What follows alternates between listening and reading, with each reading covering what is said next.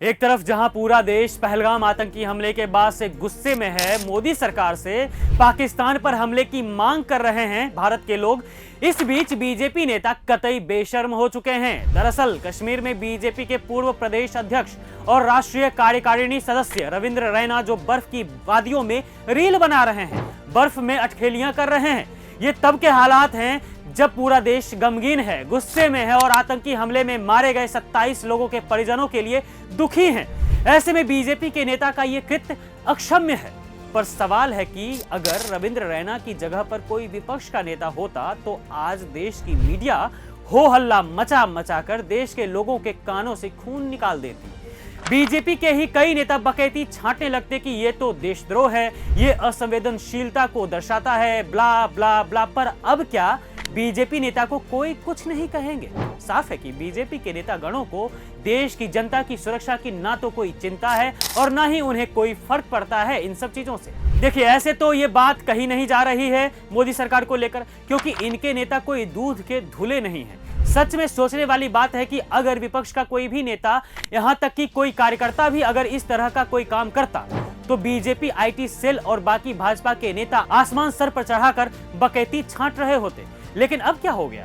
खैर, रविंद्र रैना ही क्यों, पीएम मोदी खुद पहलगाम आतंकी हमले के तुरंत बाद बिहार विधानसभा चुनाव को लेकर मधुबनी पहुंच गए थे, जहां से उन्हीं का एक वीडियो भी वायरल हुआ था जिसमें वह बिहार के मुख्यमंत्री नीतीश कुमार के साथ हंसी ठिठोली कर रहे थे। क्या बिहार विधानसभा चुनाव को लेकर रैलियां थोड़ी देर के लिए साइड नहीं हो सकती थी? क्या पटना में आयोजित एयर शो रद्द नहीं किया जा सकता था? जी हाँ, पटना में 23 अप्रैल को एयर शो हुआ, जिसको लेकर बिहार के उप मुख्यमंत्री और बीजेपी नेता सम्राट चौधरी ने ट्वीट करके खुशी जाहिर की थी कि पटना में तो एयर शो हो रहा है। इतना लापरवाह कोई कैसे हो सकता है? कैसे कोई कह सकता है कि बीजेपी, जिसकी सरकार केंद्र में है, ये भावनात्मक रूप से भी देश के लोगों के साथ है? यह पार्टी हमेशा ही देश के लोगों का अपमान करती है। देश में इतना बड़ा आतंकी हमला हुआ था, लेकिन एक भी आयोजन जिससे बीजेपी को राजनीतिक रूप से फायदा हो सकता था, एक भी ऐसा आयोजन रद्द नहीं हुआ। 27 मासूम जिनका कोई कसूर नहीं था, उनकी जानें मोदी सरकार की खराब सुरक्षा व्यवस्था और इंटेलिजेंस फेल्योर से चली गई। लेकिन लगता नहीं है कि मोदी सरकार इससे कुछ सबक ले पाई है।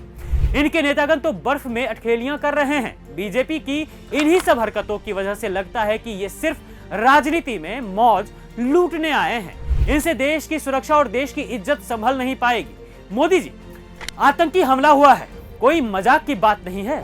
जम्मू कश्मीर के पहलगाम में 27 लोग मरे हैं, 20 से ज्यादा घायल हो गए। लेकिन आपकी सरकार ने सिर्फ यही कहा कि बदला लेंगे। लेकिन कब बदला, कब लेंगे? जवाब तो दीजिए, क्योंकि आपके नेतागण जो अब हरकत कर रहे हैं, ऐसे माहौल में भी मजे लूट रहे हैं, वो अब बर्दाश्त के बाहर की चीज हो गई है। मोदी जी, अगर आपकी पार्टी के नेताओं में तनिक भी संवेदनशीलता नहीं है तो इन्हें बांध कर रखिए, क्योंकि ये उन 27 मौतों का मजाक उड़ा रहे हैं जिनकी कोई गलती नहीं थी। गलती थी तो सिर्फ आपकी सरकार की।